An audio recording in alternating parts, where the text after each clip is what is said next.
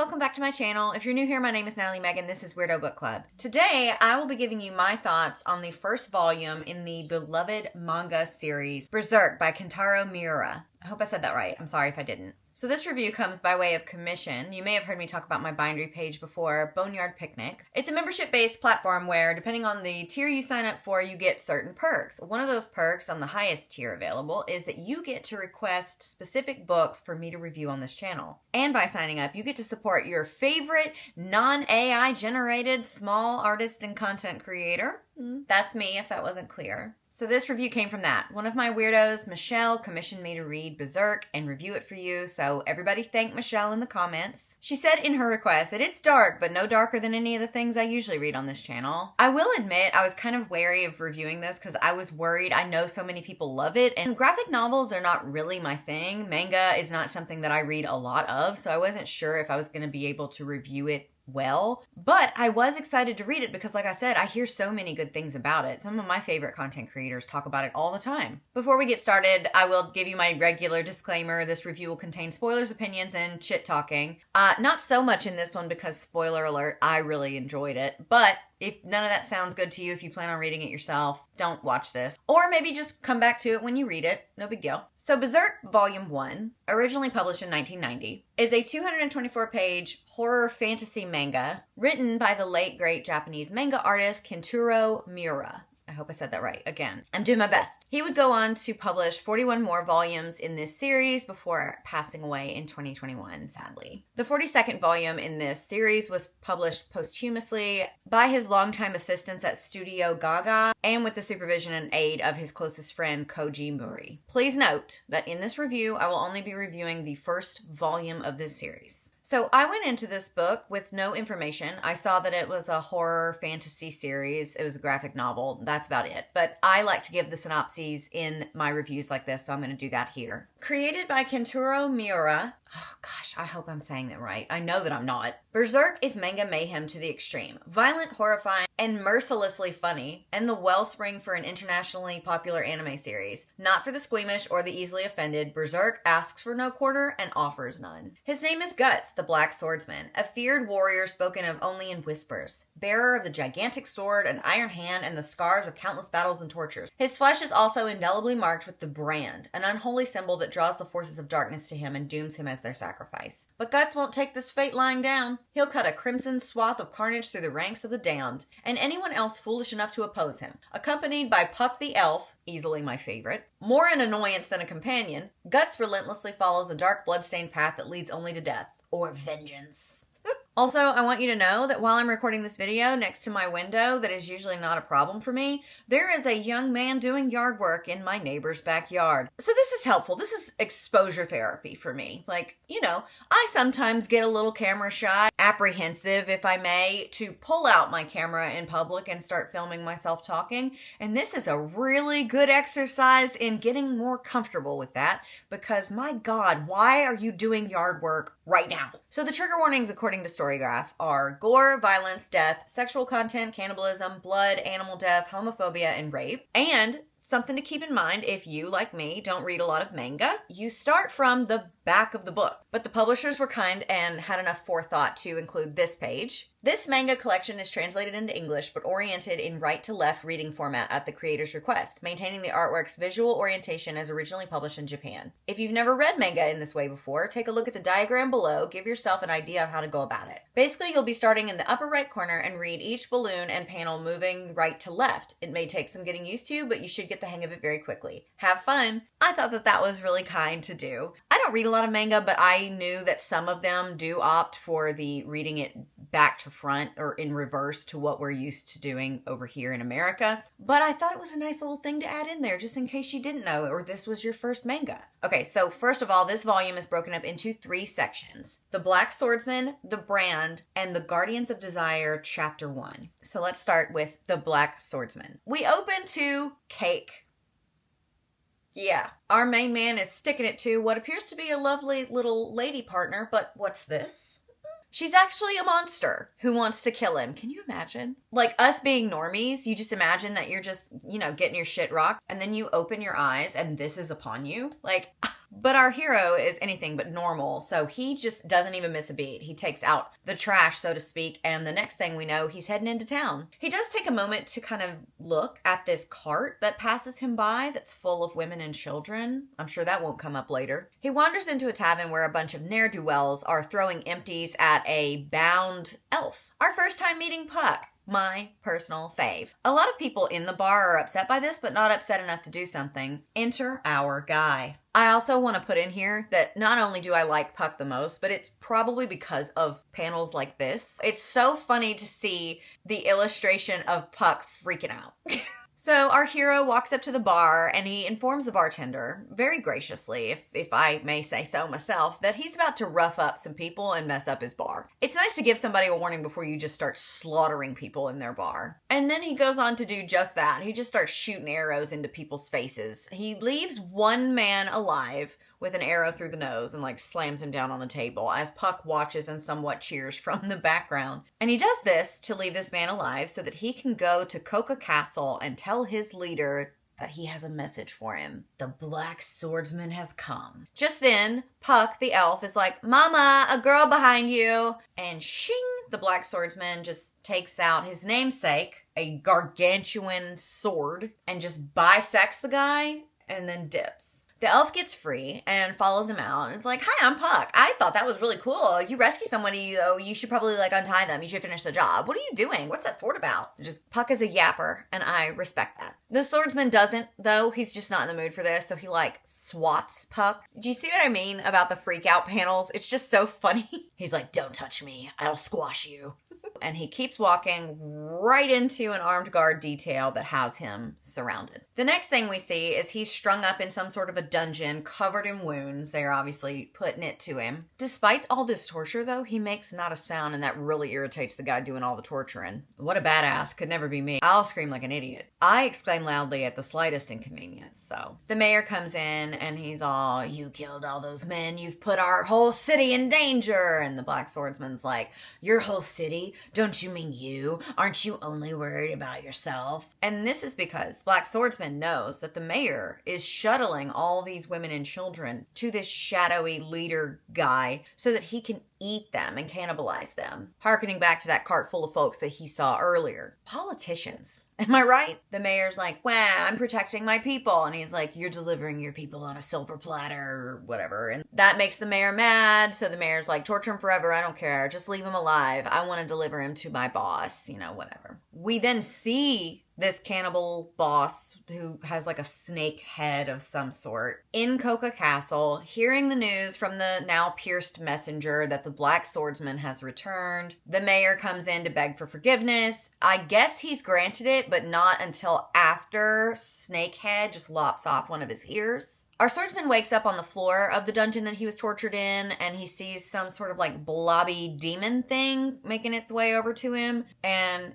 he takes care of it, no problem, just as Puck and the keys fall into the dungeon. Landing in a puddle of something yellow, we don't really need to be specific, do we? Swordsman finally tells us his name, Guts, and asks Puck, "Why are you here?" And Puck's like, "I want to return the favor. Elves have a strong sense of justice and duty." And also some other special powers. Puck starts laying hands on Swordsman and healing his wounds, all except one, a strange marking on his neck, which is the brand. And Puck's like, "What's that?" And he's like, "You'll see soon enough." Then they have a chat about how he's on a mission to kill the leader, and anybody who is a casualty of this is just a weakling that doesn't deserve to live anyway. Nice guy, that Guts. Among all the other things that Puck does, it seems like Puck is capable of feeling other people's emotions deeply. Puck is an empath. And so Puck is absorbing all of the feelings that the Black Swordsman or Guts is feeling in this moment. Sadness, fear, rage, all of it's just really burning brightly. Puck does take this moment to be like, "I saved you." And Guts just laughs at this and calls him a bug.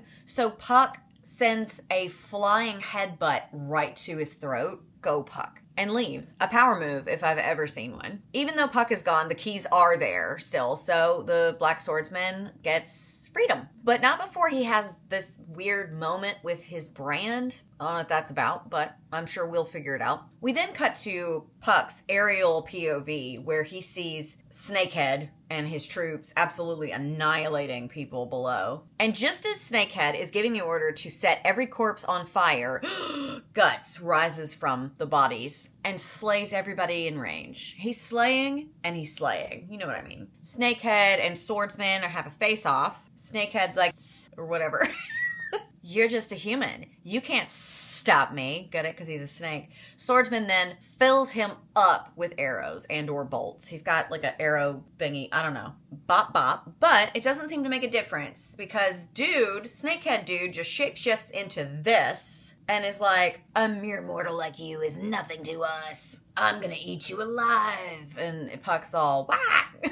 Snakehead starts beating the crap out of Guts. Throws him through some walls and everything, and he's like, a human would have died by now, his organs crushed, bones broken, giving us kind of a hint, a large hint, a very blatant hint that maybe there's more to this guy than meets the eye. Guts is down, but he's not out, and just as Snakehead is telling him that he's nothing more but food to him, Guts bazookas him and slices him up with his giant sword. Snakehead sees the brand and is like, you're the... And Guts finishes his thought, God Hand. Where are the other God Hands? And Snake Guy's all like, I can't tell you. I don't know. So Guts just sets him on fire and leaves. I'm pretty sure he's done now, but I don't know. We end that section and transfer into the new section with a nightmare scene of Guts being plagued by all these dark forces that follow him everywhere. Okay, the next section is the brand. We see Puck has hitched a ride atop a bird to track down and follow Guts wherever he is. He does find him, and Guts is like, what are you doing here, bug? And Puck just starts chattering again. He's like, it's cool if I hang out with you. I'm going to see some cool stuff, blah, blah, blah, blah, blah. Guts responds by flicking him into a puddle yet again and saying, I don't like elves. I don't like you. You're weak, and I want to crush weak things. He leaves Puck in the mud, screaming, you bastard! After him. The drama. It starts to rain, and that's when a nice man of God and his daughter Colette wander up beside them in their wagon, and they're like, come in out of the cold. It's raining. You can ride with us. And he's like, I'm better on my own. I don't really like men of God. I'm being plagued by evil spirits. You know, the usual. The man of God is not deterred by this news. I would be. You have evil spirits on your tail? I'll let you catch the next guy. But he's a man of God, and he says he has a lucky spirit on his side. And Guts like, lucky spirit, and then... Oh, it's Puck. I love that little guy. He finally does climb in begrudgingly, and he is silently like going over this concern about like what's going to happen to these people. What have I done? I'm bringing evil to their doorstep. What am I going to do if something happens to them? And that gives us a little glimpse into his whole character and how maybe his whole I crush anything weaker than me and I don't care if people die if they get in my way thing might just be a wall he's concocted to keep himself and others safe, right? The daughter, Colette, comes back into the cabin where he is and offers some wine to them, and Puck is for it. And so then she and Guts start chatting a little bit about the evil spirits and this giant sword that they only just now mentioned. Not only did they hear that he is being tailed by evil spirits, but he's toting around this iron slab of a sword, and he's got an arm of bow and arrow thing shooter on one. Like I just... Good for you for being a good enough person to just see past that and want to help a person that seems to be in a bad way. But I wouldn't let this person into my wagon. They chat a little bit. Guts goes to sleep and Colette covers him with a blanket, just showing some kindness. And she just keeps the conversation going with Puck, which I don't blame her. I would also be chatting up Puck. As Guts sleeps, he is being plagued yet again by all these dreams. There's an all-seeing eye, a dark force that's following him. He's stepping on sharp things, plunging through his feet. And there's a squirmy demon blob thing that comes back and it's approaching him in his dream. And it jolts him back awake. And there's a real-life demon blobby thing in the wagon that he takes care of it pretty quickly. But still, not great. We find out that the demon blob is actually an incubus. An evil spirit that gives people nightmares and feeds off their fear. I am fucked if that's ever a real thing because I have nightmares all the time. The brand apparently summons the dark forces, which sucks. Just cut. Ugh. So everybody's worried about him and they're focused on the evil spirits being real. And like, that's a shocker. And he's like, you're a man of God, but you don't believe in evil spirits. And I agree. Like, what are we doing here? But Guts knows that there's something wrong. So he hops off the wagon. He tells everybody else to stay inside. And he knows that there's more of this stuff coming because incubi are born in the mix of blood and sexual fluids of those who died, filled with hatred and malice. Which means that somewhere around here, there must some corpses of bandits of the life who died violently. And he's right. They are upon them very quickly. And despite him telling them to stay in the wagon, the really nice young lady Colette wants to come out and calm the horses down. But she is skewered pretty quickly, and that is a sad time. Tragic, really, but there's no time to waste, so he just starts like slicing and dicing through these things. Puck watches on in horrified awe, and then the old man lets out a scream. Puck turns to find yet another tragedy. Colette has reanimated in this new form and decapitated her father. Not good. Guts sees this. He stops to watch, which gives Colette a great opening to like stab him in his side. But it doesn't really slow him down, so he just bisects her, business as usual, and carries on slaughtering the skeleton army that is now flanking him on every side. As the battle wraps, Puck is watching from a high branch and sees the swordsman in the middle of all of these dead body parts, just looking a little crestfallen, exhausted, I bet. Puck goes down to comfort him and tell him that this wasn't your fault. To this, Guts starts laughing like a lunatic and says, no, it wasn't my fault. This is what happens to nice people, weak people. We're back on that wall. Back up in place. Good. If you're always worried about crushing ants beneath you, you won't be able to walk. Just then, the forest comes to life with 1,000 voices just saying horrible things. Like, we're always watching you. You can't escape us. You belong to us. We want your eyes, your teeth, your tongue, your heart. He freaks out, rightfully so, shouts, shut up, and bazookas the sky and walks off, leaving Puck to ruminate over how grim Guts' life seems to be. We end this section and enter into the next section, seeing someone be decapitated under crimes of heresy. Yikes. The Guardians of Desire Part 1 is the last little chunk of this story, so I hope you're excited. We then see a Jabba the Hutt style guy sitting in a tent, happy at all the heretics that are being slain. He is apparently heading up all the executions. Get it? Head? Yeah, you get it. Guts is here watching people grieving their family members who were falsely accused and then decapitated on grounds of heresy. And guards show up and they're like, anybody who's mourning the heretics will also be slain, blah, blah, blah. But then they see the black swordsman standing there holding one of these heads in his hand. Sure. And the guards like hand it over. And instead of doing that, he just yeets it into the tent where Jabba the Hutt is. Tent or hut. We're full of it today. And then he crushes the guard's face with his iron fist. So Jabba has the head and he examines it, and upon doing so, he sees that it now bears the brand in the same spot that Guts has. Jabba finds this to be a declaration of war from the swordsman and crushes the head in his hand and laughs like the maniac that he clearly is. Guts leaves, and no one's following him for a second, but they eventually do, like, corner and surround him, and they try to arrest him for heresy. Yeah, that'll go well. I'm sure this will go really well. Yeah, I kind of figured that would be what was going on, yeah. The remaining troops charge, which seems dumb to me. I would head in the other direction, but I'm not in this. I'm just reading it. They also die. Shocking to no one. My jaw stayed in place. Puck is our eyes in the sky, as always, and he notices some archers that are, like, up above and Guts isn't aware of. And he yells just in time to save Guts' life, so he, handles all that. And then Puck's like, I saved your life, you owe me now. And then right away, almost immediately after saying that, Puck is captured, and then Guts cuts off that guard's hands, saves him, and leaves him saying, no, now we're even again. The captain of this brood, Lord Zondark, shows up. He fights Guts, and he's like, who will prevail? Let's see how you do against my warhammer. He has an iron slab black sword and he's a whole arsenal human. But sure, who will win? Guts. Guts wins. He always wins. More guards come. They're everywhere. There's no end to them. And then all of a sudden a smoke bomb is thrown in there. And then this little old miserly shrouded man calls to Guts and it's like, come with me, quick. What are you waiting on? Come with me this way. They do. They follow him into his lair, I guess, or an office, depending on what kind of person you are. He describes himself as a has-been physician, and doctors in this kind of thing are usually pretty grim people anyway. So that makes sense why his lair would be riddled with like skulls and things in jars and stuff. Guts asks the guy why he helped. The guy doesn't answer him. He just starts asking questions of his own, and this causes Guts to just kick him over.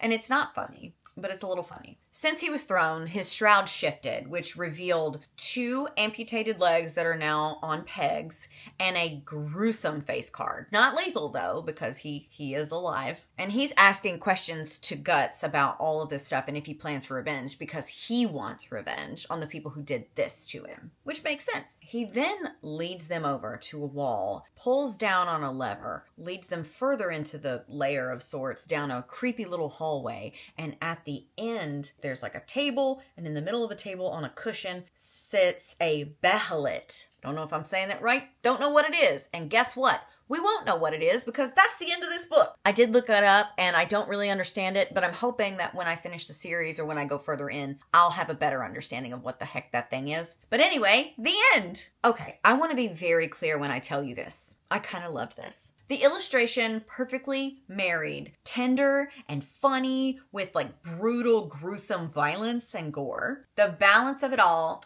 chef's kiss, amazing. And there was a lot done here without giving too much away. And I feel like that is really something that not everybody who writes series understands how to do and execute properly. Like, you want to give me enough to go on and get the story started and keep me hooked and turning the pages, but you don't want to give me too much because then there's no point in continuing to read. Like, if you tell me everything and there's no tension, there's no loose ends, there's no twist that I'm seeing in the future and anxious to get to, then I'm not going to read the series. I'm not a person that likes series anyway. So the fact that I want to continue reading this should tell you a lot about how I felt about the series. But I think this was a great first installment of this series, and it did make me want to continue reading it, which is not what I expected going into this. Because like I said, I don't really read a lot of graphic novels. I don't read a lot of manga. And so I fully anticipated reading this, having it be an okay time, and then that just being where I left it. But I'm really excited to continue in the series. The characters are so freaking likable, even when they're not, even in Guts' worst moments. There is a little bit, just a sliver of introspection that kind of hints that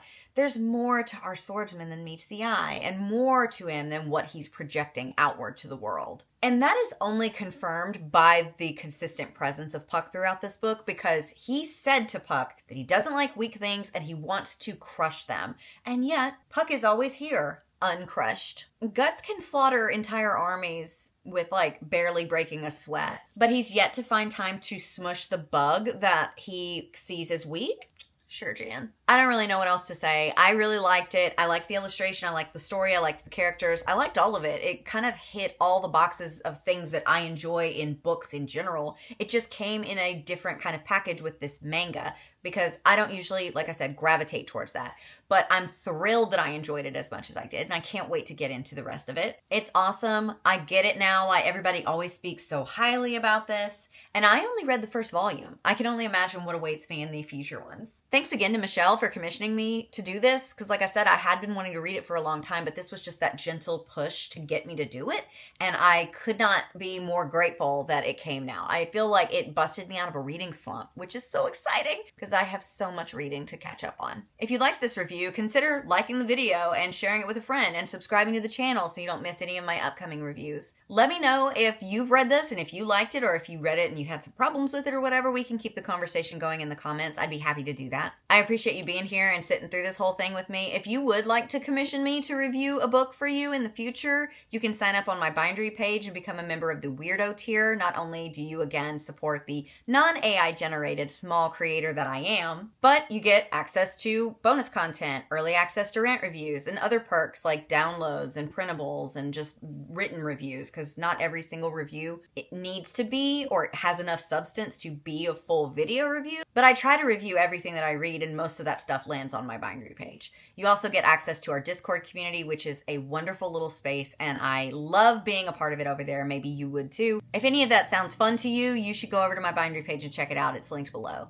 Thank you again for being here. I love you. You don't have to say it back, and I'll see you in the next one. Bye.